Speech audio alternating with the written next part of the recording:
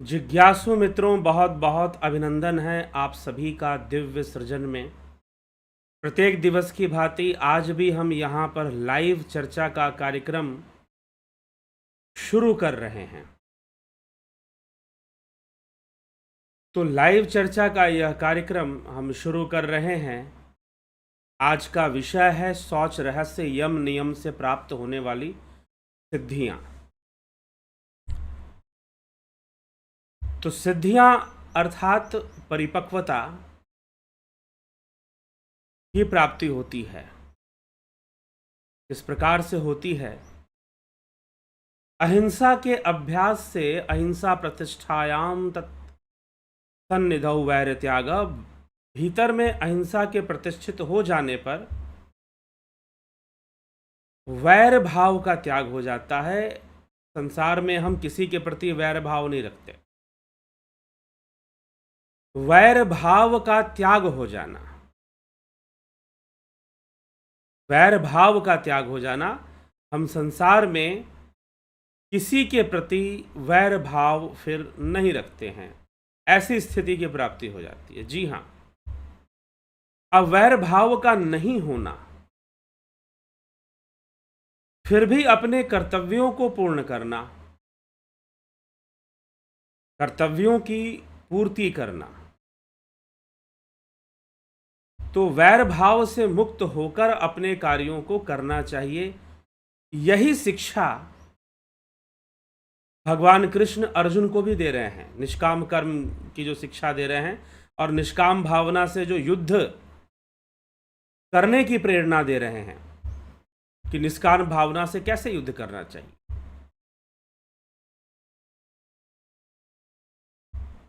कहीं पर मैंने एक कहानी पढ़ी थी, सुनी थी, पढ़ी नहीं थी, सुनी थी।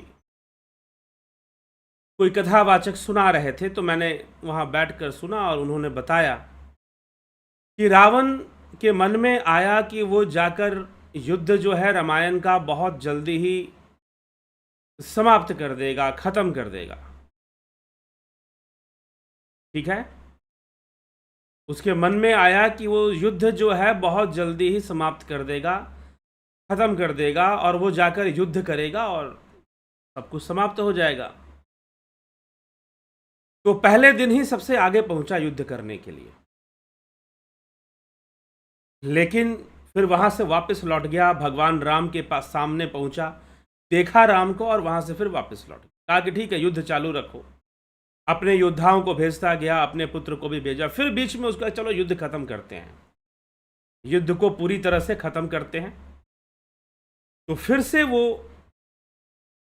चला गया युद्ध खत्म करने के चक्कर में और फिर राम के सामने जाकर खड़ा हुआ। और राम के सामने जाकर जब खड़ा हुआ, फिर उसका मन बदल गया कि नहीं, अभी वापस चलते हैं। और फिर अपने योद्धाओं को फिर भेजना उसने शुरू कर।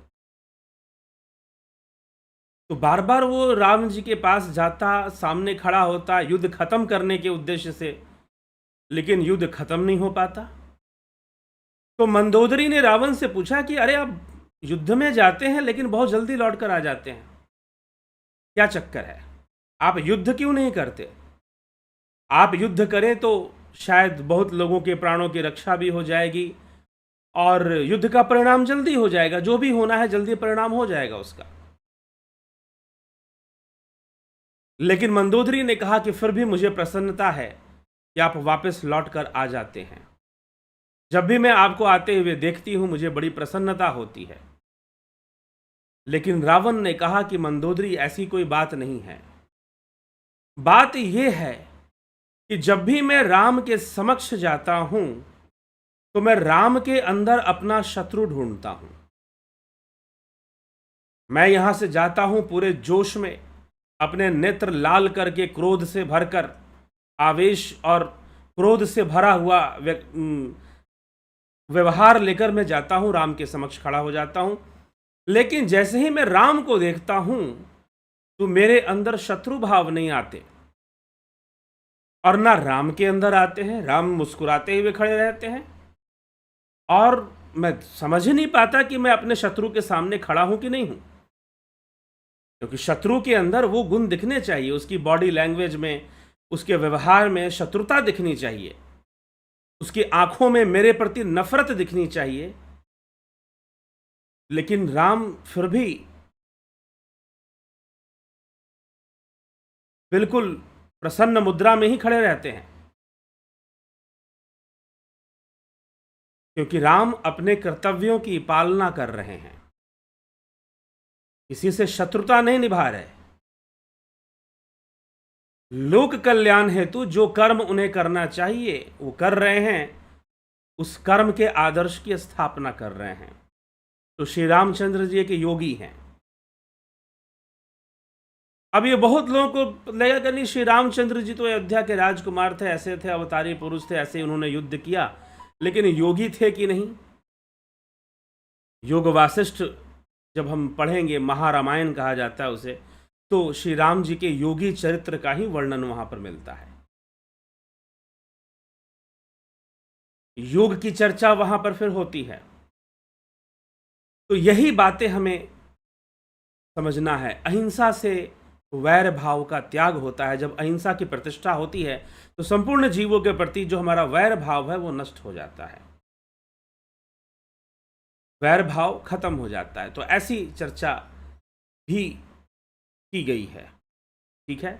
उससे पूर्व भी महर्षि पतंजलि सिद्धियों को चर्चा करने के पहले एक महत्वपूर्ण बात वो बताते हैं कि बहुत तरह के विक्षेप आते हैं, बहुत तरह की योग में बाधाएं आती हैं, यम नियम में भी बाधाएं आती हैं। और यम नियम में जब बाधाएं आए तो क्या करना चाहिए? कुतर्क को सुतर्क से उसका सामना करवाना चाहिए। वितर्कों द्वारा इन यम नियम का बाध होने पर प्रतिपक्ष का चिंतन करें, विरोधी विचार का चिंतन करें। अगर गलत विचार मन में आते हैं तो सही विचार का चिंतन करें। अगर वासनाएं आती हैं तो वैराग्य का चिंतन करें। तो प्रतिपक्ष का चिंतन करना चाहिए। तो इससे यम नियम सुदृढ़ होने लग जाता है। ऐसी बात भी महर्षि पतंजलि ने पूर्व में यहां पर समझाई है। अगर हमारे मन में हिंसा की भावना आए तो हमें निश्चय ही अहिंसा का भी चिंतन करना चाहिए। कर्तव्य विमूढ़ता आए तो कर्तव्य की चिंतन करना चाहिए। वितर्क हिंसादयः कृतकारिता अनुमोदिता लाभ क्रोध मोह पूर्वका मृदु मध्या अधिमात्रा दुख ज्ञानांत फला इति प्रतिपक्ष भावनम। प्रतिपक्ष भावना करनी चाहिए। पहले भी कुछ साधकों की कैटेगरी बताई गई है, मृदु मध्य और अधिमात्र। ठीक, शिव संहिता में भी इस प्रकार के साधकों की कैटेगरीज बताई गई हैं, मृदु मध्य और अधिमात्र। तो हिंसादि वितर्क, स्वयं की हुई, दूसरे से प्रेरणा करके कराई हुई करने वाले की प्रशंसा की, इन तीनों रूप से हिंसा होती है। ठीक ना? तो लोभ क्रोध और मोह पूर्व में जिनके, अर्थात इन तीनों कारणों से जो हिंसादि होती है, लोभ क्रोध और मोह के कारण लोग हिंसा करते हैं, कर सकते हैं। तो मंध्य मध्य और तीव्र तीनों भेद वाली, अनंत दुख और अज्ञान फल वाली, इस प्रकार प्रतिपक्ष का चिंतन करना चाहिए। प्रतिपक्ष का चिंतन करना चाहिए। अगर मन में वितर्क आए, यदि मन में बहुत सारी समस्याएं आए, तो हमें प्रतिपक्ष का चिंतन करना चाहिए। ठीक है। तो अहिंसा के विषय में, वैर त्याग के विषय में महर्षि पतंजलि ने यही कहा है। आगे लिखते, सत्य प्रतिष्ठायाम क्रियाफलाश्रयत्वम। सत्य के दृढ़ स्थिति होने पर योगी की वाणी द्वारा जो क्रिया होती है उसमें फल का आश्रयत्व होता है, कर्म सिद्धि प्राप्त होती है, उसकी वाणी अमोघ हो जाती है सत्य की प्रतिष्ठा होने से। भाव इसका समझना चाहिए कि अनाधिकारी पुरुष को भी योगी आशीर्वाद नहीं देता है, व्यर्थ का वचन वो प्रयोग नहीं करता है, इससे बचता है। ठीक है। इसके आगे दूसरे जो यम हैं उनके बारे में, अस्तेय प्रतिष्ठायाम सर्वरत्नोपस्थानम। चोरी के त्याग में स्थिर हुए योगी को सर्व रत्नों की प्राप्ति होती है। जो चोरी का त्याग कर देता है उसे संपन्नता प्राप्त होती है, सर्व रत्नों की प्राप्ति होती है। इस प्रकार से अस्तेय की सिद्धि कही गई है। ब्रह्मचर्य प्रतिष्ठायाम वीर्य लाभ, ब्रह्मचर्य की सिद्धि होने पर बल का लाभ होता है। अतुलित बल धामम, ठीक ना, बल का लाभ होता है, तो बल लाभ भी प्राप्त होता है।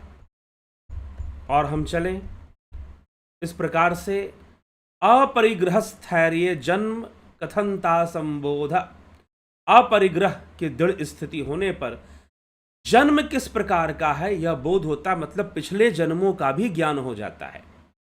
अपरिग्रह की सिद्धि अगर हो जाए, संग्रह, अत्यधिक संग्रह करने में जो लोग लगे रहते उससे जो बच जाएं, तो पूर्व जन्म का भी ज्ञान उनको हो सकता है। क्यों? देखिए, हम ज्ञान बहुत सारा है, लेकिन हमने अपने मन की शक्तियों को व्यर्थ की बहुत सारी बातों में उलझाया हुआ है। मन की शक्तियां बिखरी हुई हैं। योग सूत्र का जो सिद्धांत है वह यह कहता है कि जब मन की शक्तियां एकाग्र हो जाएंगी तो रहस्यमय ढंग से काम करेंगी। मन की शक्तियों को जो हमने संसार में व्यर्थ की बातों में जो उलझा के रखा हुआ है, वहां से हटने से प्रकृति की दूसरी शक्तियां हमारे सामने प्रकट होती हैं, दूसरे कई रहस्य प्रकट होते हैं। इस प्रकार से इस विषय को समझना चाहिए।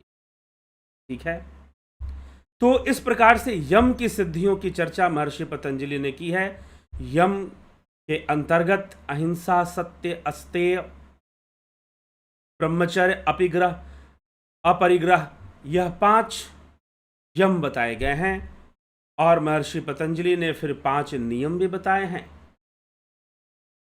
शौच, संतोष, तप, स्वाध्याय, ईश्वर प्रणिधान, यह 5 नियम महर्षि पतंजलि ने बताए हैं। तो आइए देखते हैं 5 नियम कैसे बताए हैं। तो सबसे पहला जो नियम है शौच। शौचात स्वांग जुगुप्सा परैर संसर्ग, शौच के सिद्ध होने में अपने अंगों की निंदा और दूसरों के असंसर्ग होता है। अर्थात इस विषय को कैसे समझा जाए। स्व अंग जुगुप्सा परैर संसर्ग, अपने जो हमारे अंग हैं उनमें जो आसक्ति है उनमें हमारी कमी हो जाती है अगर हम सही से शौच करते हैं। स्व का एक और अर्थ होता है, पहले भी यहां प्रयोग हो चुका है स्व का अर्थ। तो स्व का अर्थ बुद्धि है। बुद्धि भी निर्लिप्त होती है यदि शौच अच्छे से हो। तो शौच का तात्पर्य मात्र शारीरिक शौच से यहां पर नहीं है। शौच का तात्पर्य यहां पर बुद्धि के शौच से है। शौच का तात्पर्य यहां पर मन के शौच से है। शौचात स्वांग जुगुप्सा परैर संसर्ग, शौच के प्रतिष्ठित हो जाने पर अपने शरीर के प्रति घृणा का उद्रेक होता है। शौच के प्रतिष्ठित हो जाने पर, जब शौच सिद्धि होती है तो शौच के प्रतिष्ठित हो जाने पर अपने शरीर के प्रति घृणा का उद्रेक होता है। दूसरों के साथ संग करने की भी फिर प्रवृत्ति नहीं रहती है। अपने ही हमारे जो शरीर, ये नश्वर शरीर है, इसका विश्वास हमें हो जाता है। साथ ही साथ शुद्धि, पूर्ण शुद्धि, क्योंकि हमारा मन शुद्ध होता है। तो वास्तव में ऐसा होता क्यों है? ये जो बात लिखी जा रही है कि अपने शरीर के प्रति भी हम आसक्ति नहीं रखते हैं शौच होने से, कारण इसका यह है कि शौच से सत्व बुद्धि की प्राप्ति होती है। शौच से हमारे संस्कारों की सफाई होती है। शौच को मात्र बाहरी क्रिया समझना भी ठीक नहीं है। मन का भी शौच होना चाहिए, बुरे विचारों का भी की शुद्धि होनी चाहिए। तो यह भावना के साथ शौच की भी चर्चा महर्षि पतंजलि यहां पर कर देते हैं। ठीक है, तो शौच है। शौच के बाद तप, ठीक,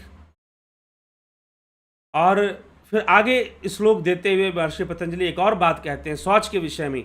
सत्व शुद्धि सौमनस्ये काग्रेन्द्रिय जपायात्मा दर्शन योग्यत्वानि च, और बुद्धि की शुद्धि, मन की प्रसन्नता, एकाग्रता, इंद्रियों का जय और आत्मदर्शन की योग्यता होती है। शौच होने से क्या होता है? शौच होने से सबसे पहले आपको अपने शरीर से एक घृणा पैदा होगी, क्योंकि आपकी बुद्धि शुद्ध होगी तो आपको लगेगा यह शरीर मल रूप ही है। जब अपने शरीर से, अपने शरीर के अंगों से घृणा से पैदा होगी तो फिर दूसरों से भी होगी, दूसरे के शरीर से भी। और शारीरिक स्तर से जीव ऊपर उठेगा, योगी ऊपर उठ जाएगा। फिर सत्व शुद्धि, सौमनस्य, एकाग्रेन्द्रिय जयात्मश दर्शन योग्यत्वानि च, और बुद्धि की शुद्धि, मन की प्रसन्नता, एकाग्रता, इंद्रियों का जय और आत्मदर्शन की योग्यता होती। ठीक। और बुद्धि की शुद्धि, मन की प्रसन्नता, एकाग्रता, ये सारी चीजें शौच से फिर प्राप्त होती हैं। अगर शौच की सिद्धि हमें प्राप्त हो जाए तो एकाग्रता भी प्राप्त होगी, बुद्धि की शुद्धि भी प्राप्त होगी, मन की प्रसन्नता भी होगी, ये सारी चीजें प्राप्त होंगी। ठीक है। संतोषादानुत्तमम सुख लाभ, संतोष से सुख का लाभ होगा। संतोष अगर मिल जाएगा, संतोषम परम धर्म, सबसे बड़ा संतोष परम धन है, धन सबसे बड़ा धन है। ठीक, ऐसा कहा गया है।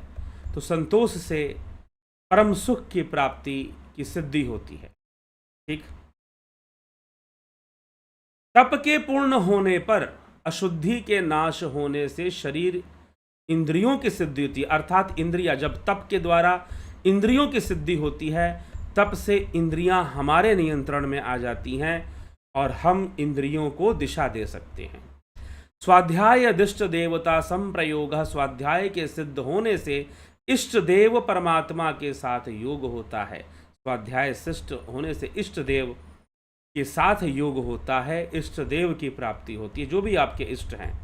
स्वाध्याय की सिद्धि के बारे में लिखा है, समाधि सिद्धि ईश्वर प्राणिधानात्, ईश्वर प्राणिधान के पूर्ण होने से समाधि की भी सिद्धि होती है। तो इस प्रकार से महर्षि पतंजलि ने यम और नियम की सिद्धियों की चर्चा की है। उसके बाद महर्षि पतंजलि आसन की चर्चा करते हैं, प्राणायाम की चर्चा करते हैं, प्रत्याहार की चर्चा करते हैं। ठीक। और साधन पाद में प्रत्याहार तक की चर्चा है। धारणा, ध्यान और समाधि की जो चर्चा है, धारणा, ध्यान, समाधि की जो चर्चा है, वह क्या है? विभूति पाद में है। अर्थात वो अंतरंग साधनाएं हैं, तो अलग अध्याय में उसकी चर्चा मिलती है, धारणा, ध्यान, समाधि की। लेकिन आसन की चर्चा यहाँ पर मिलती है। तो आसन का महत्व क्या है, आसन का अर्थ क्या है, आसन का उपयोग क्या है, पतंजलि योग सूत्र के अनुसार। अभी हमने हठ प्रदीपिका ग्रंथ में, घरण्य संहिता में आसनों के बारे में सुना है। 2500 प्रकार के आसन बताए हुए हैं। ठीक है। तो कई आसन बताए हुए हैं घरण्य संहिता में, हठ प्रदीपिका ग्रंथ में भी कई आसन बताए हुए हैं, 15 आसन के लगभग। तो इस प्रकार से आसनों के बारे में बताया हुआ है। लेकिन आसन का मूल उद्देश्य क्या है, आसन का मूल उद्देश्य क्या है और आसन का वास्तविक अर्थ क्या है, आसन करने का उद्देश्य क्या है, क्यों आसन करना चाहिए, इस बात का जो कॉन्सेप्ट है वह मुख्य रूप से पूरी तरह से जो बेसिक बात है, जो मूल तथ्य है, उसको महर्षि पतंजलि ने आसन के विषय में प्रस्तुत किया है। तो हम उसको भी समझने का प्रयास करेंगे कि आसन क्या होता है और आसन करने के पीछे क्या कारण होता है, आसन क्यों करना चाहिए, यह भी महर्षि पतंजलि ने चर्चा की है। ठीक है। तो चलिए इसी के साथ हम जो है आगे बढ़ते हैं और आगे बढ़कर आपके टिप्पणियों को भी थोड़ा देख लेते हैं, कौन क्या कहता है। एके त्यागी नमः शिवाय जी, जगत नारायण जी, नवजोत नाथ जी, रूपलाल विश्वकर्मा जी, शंकर प्रसाद जी, अमन कक्कर, राकेश मराठे, नरेश नरसाराम, सविता नायक जी, अजीत अपराजित, संतोष गुप्ता, अवनी प्रधान, बलवंत सिंह गोहिल, शिखर शर्मा, MKPD, श्वेता राय सिन्हा जी, गणेश पवार, राजू पाल, स्मिता सावंत, अर्जन भाई चौहान, राम लखन राजपूत, विनोद कुमार सूद जी, पवन कुमार गुप्ता, अफंता प्रोडक्शन, अशोक गोयल, रतन सिंह जी, रामविलास जी, भीखू कुचाड़िया जी, गौतम दास, अनिल कुमार, रमेश यादव, आशा रानी, विनीता अग्रवाल जी, सुहास राणे, गंभीर शाह, सतीश कुमार, कन्हाई कुमार, विजय बाला, योगेंद्र पंडित, उषा श्रीवास्तव, राहुल तिवारी जी, पंकज सोनी जी, श्वेता कुमारी जी, विष्णु चंद्र मौर्य जी। तो जिज्ञासु मित्रों, यह आसन और सिद्धियों के बारे में, यम नियम से सिद्धियों के बारे में जो महर्षि पतंजलि ने चर्चा इस पर हमें की है, और ऐसी सिद्धियां विकसित होती हैं अगर हम, अब हर भाग में सिद्धियों का वर्णन आएगा, और विभूति पाद में कई तरह की सिद्धियों का वर्णन महर्षि पतंजलि ने किया, लेकिन फिर भी एक सिस्टम में वो सारी बातें रखी गई हैं, तो हम उसको देखेंगे और समझेंगे कि हमें इन सिद्धियों का स्मरण भी रखना चाहिए कि अहिंसा से क्या लाभ होता है, अहिंसा की सिद्धि से क्या लाभ होता है, यम की सिद्धि से क्या लाभ होता है, और शौच की सिद्धि से क्या लाभ होता है, सत्य की सिद्धि, अस्तेय की सिद्धि से क्या लाभ होता है। ये सारे हमें, विद्यार्थी जो परीक्षा देने वाले हैं, उन्हें जरूर स्मरण रहना चाहिए, उन्हें जरूर स्मरण रहना चाहिए, क्योंकि उस पर प्रश्न आपसे पूछे जा सकते हैं परीक्षाओं में। ठीक है, तो पूछ दिया जाएगा कि अहिंसा सिद्धि से क्या लाभ होगा, तो आपको बताना पड़ेगा कि अहिंसा सिद्धि से वैर त्याग का लाभ होगा। ठीक है, तप सिद्धि से क्या लाभ, इंद्रिय जय होगा तप सिद्धि से। ठीक है, शौच से क्या लाभ होगा। ठीक, तो इस तरह से ऐसे इस पर ध्यान देकर इसका स्मरण रखना चाहिए, तो ध्यान देने योग्य बात है। तो चलिए इसी के साथ अभी हम विराम की ओर चलेंगे। विष्णुचंद्र मौर्य जी, रविशंकर चौहान, राजेश भाई मकवाना, काशीनाथ जी, ओम तत्सत, प्रणाम। भारतीय दर्शन का कोर्स कहते ज्वाइन करें, कोर्स कैसे ज्वाइन करें? आप इस चैनल पर जाएंगे, चैनल पर जब जाएंगे तो वहाँ ज्वाइन बटन मिलेगा, ज्वाइन बटन को टच करेंगे, अगर मोबाइल फ़ोन से कर रहे हैं तो आपको मेंबरशिप लिस्ट आ जाएगा, मून, मार्स, सन, जुपिटर। आपको मार्स पर टच कर फिर ज्वाइन पर टच कर देना है, तो खुल जाएगा। एक कंटिन्यू का नीचे बटन आएगा, कंटिन्यू पर जाएंगे, आगे जाएंगे, आप अपने ATM कार्ड से मेंबरशिप ज्वाइन कर लेंगे। ठीक है, वहाँ ATM कार्ड, जैसे कि आप पेमेंट वगैरह कोई ऑनलाइन करते हैं तो वहाँ डिटेल होता है, आप ऐसे कर सकते हैं तो कर लीजिए, नहीं तो हमको संपर्क कर मैसेज कर दीजिए कि हम नहीं ज्वाइन कर पा रहे हैं। तो कैसे करें, आपको अभी टाइम है कोर्स शुरू होने में, तो फाइनली इसका उत्तर ज़रूर दिया जाएगा, इसके बारे में आपको ज़रूर बताया जाएगा कि कैसे ज्वाइन करना है। ठीक है, चलिए, चिंतित होने की इसके लिए आवश्यकता नहीं है। तो चलते हैं अभी, और कल फिर मिलते हैं लाइव चर्चा में, आसन की चर्चा लेकर। आसन और प्राणायाम दोनों की ही चर्चा हम कल के व्याख्यान में करने का प्रयास करेंगे, प्राणायाम को भी समझेंगे और आसन को भी समझेंगे। ठीक है, तो आसन और प्राणायाम से संबंधित चर्चा कल के व्याख्यान में होगी। जुड़े रहें, बने रहें, बहुत महत्वपूर्ण व्याख्यान होगी। आज फिर से हमने यम नियम को ही लिया, क्योंकि कल के यम नियम में हमने ये सिद्धियों की चर्चा नहीं की थी, और उसकी सही अर्थ क्या है। शौच का सही अर्थ है बुद्धि का शौच, बुद्धि का शौच होना चाहिए, बुद्धि की सफाई होनी चाहिए। ठीक है, तो बुद्धि की सफाई होनी चाहिए। तो कल ये छूट गया था विषय, इसीलिए आज इसको लिया गया। कल फिर से हम आगे के जो अष्टांग योग के 2 अंग हो चुके हैं, आसन, प्राणायाम, प्रत्याहार, धारणा, ध्यान, समाधि बाकी है, तो हम आसन और प्राणायाम की चर्चा कल करेंगे। जुड़े रहें, बने रहें। ठीक है, बहुत बहुत आभार आप सभी का।